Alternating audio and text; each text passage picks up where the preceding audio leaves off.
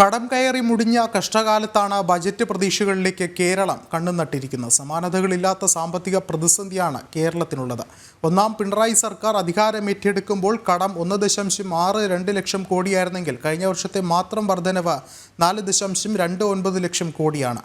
ഒരു മാസം കേരളം കടമെടുക്കുന്നത് ശരാശരി 3000 കോടി രൂപ. ഇങ്ങനെ പോയാൽ തലയൂരാനാവാത്ത കെണിയിൽ പെടുമെന്ന് മുന്നറിയിപ്പ് നൽകുകയാണ് സാമ്പത്തിക വിദഗ്ധരും.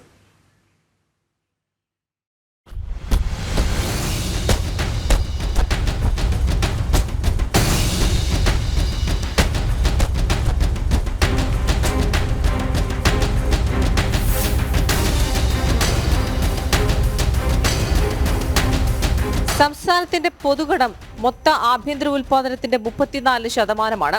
കിഫ്ബിയും പെൻഷൻ കമ്പനിയും എടുത്ത വായ്പകൾ കൂടി ചേർക്കുമ്പോൾ 4% കടം കൂടി വർദ്ധിക്കും.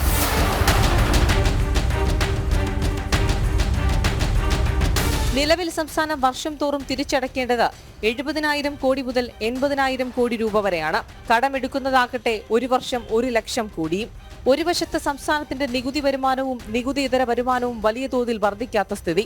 മറുവശത്ത് കടമെടുക്കുന്ന തുകയുടെ നല്ലൊരു പങ്കും ശമ്പളവും പെൻഷനും നൽകാനും മറ്റ് ഭരണപരമായ ആവശ്യങ്ങൾക്കും ചിലവിടേണ്ട അവസ്ഥ. കടമെടുപ്പ് പരിധി ഉയർത്തണമെന്നാവശ്യപ്പെട്ട് കേരളം മുറവിളി കൂട്ടുമ്പോൾ എന്തുകൊണ്ടത് സാധ്യമല്ലെന്നതുകൂടി പരിശോധിക്കേണ്ടതുണ്ട്. കൊറോണ കാലത്ത് കേന്ദ്ര സർക്കാർ പ്രത്യേക പാക്കേജ് എല്ലാ സംസ്ഥാനങ്ങൾക്കുമായി പ്രഖ്യാപിച്ചിരുന്നു. ഇതിന്റെ ഭാഗമായി കടമെടുപ്പ് പരിധി 4.5% ഉയർത്തി. കൊറോണയ്ക്ക് ശേഷം ഇത് കുറച്ചു. GSDPയുടെ 3.5% സംസ്ഥാന സർക്കാരിന് വായ്പ എടുക്കാനാകുന്നത്. ഇതുവഴി ഭരണപരമായ ചിലവുകൾ പോലും നടത്താൻ കഴിയാതെ വന്നതോടെയാണ് കിഫ്ബി പെൻഷൻ കമ്പനി പോലുള്ള സ്ഥാപനങ്ങളിൽ നിന്ന് വായ്പ എടുക്കാൻ ആരംഭിച്ചത്. എന്നാൽ ഈ തുക സർക്കാരിന്റെ ബാധ്യതയായി കൺട്രോളർ ആൻഡ് ഓഡിറ്റർ ജനറൽ ചൂണ്ടിക്കാട്ടി. ഇത് കേന്ദ്ര സർക്കാർ അംഗീകരിച്ചു. ബജറ്റിന് പുറത്തുനിന്നെടുത്ത വായ്പ തവണകളായി തിരിച്ചുപിടിക്കാനുള്ള നിർദ്ദേശം വന്നതോടെ കേരളം ഒരു വർഷം തിരിച്ചടക്കേണ്ടത് 4000 കോടി രൂപയാണ്. 2022-23 വാർഷിക ഓഡിറ്റ് അനുസരിച്ച് 3.85 ലക്ഷം കോടിയാണ് 2023 മാർച്ച് 31 വരെയുള്ള സർക്കാരിന്റെ കടം. ഈ സാഹചര്യം ഉള്ളതിനാലാണ് കൂടുതൽ കടമെടുക്കാൻ കേരളത്തിന് കഴിയാത്തത്. എത്ര നാൾ കേരള ഗവൺമെന്റിന് വായ്പയെടുത്ത് ഇങ്ങനെ ചിലവാക്കാൻ കഴിയും എന്നുള്ളത് ഒരു ചോദ്യമാണ്. കിഫ്ബി വഴിയും അതേപോലെ തന്നെ സാമൂഹ്യ സുരക്ഷാ പെൻഷൻ കമ്പനി വഴിയും ബഡ്ജറ്റിന് പുറത്ത് വായ്പയെടുത്ത് കടബാധ്യത വർദ്ധിപ്പിച്ചത് നല്ലതല്ല എന്നാണ് CAGയുടെ റിപ്പോർട്ടിൽ പറഞ്ഞിട്ടുള്ളത്. അതിൻ്റെ അടിസ്ഥാനത്തിലാണ് ഗവൺമെൻറ് ഓഫ് ഇന്ത്യ കേരള ഗവൺമെൻറ്റിൻ്റെ കടമെടുപ്പിനൊരു പരിധി കൊണ്ടുവരാൻ നിർബന്ധിതമായത്. അപ്പോൾ അത് 3% നിൽക്കുകയാണ്.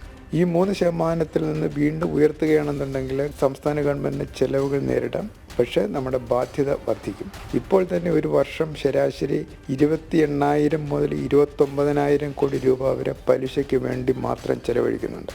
2016 ഒന്നാം പിണറായി സർക്കാർ അധികാരമേൽക്കുമ്പോൾ കടം 1.62 ലക്ഷം കോടി രൂപയായിരുന്നെങ്കിൽ കഴിഞ്ഞ വർഷത്തെ മാത്രം വർധനവ് 4.29 ലക്ഷം കോടിയാണ്.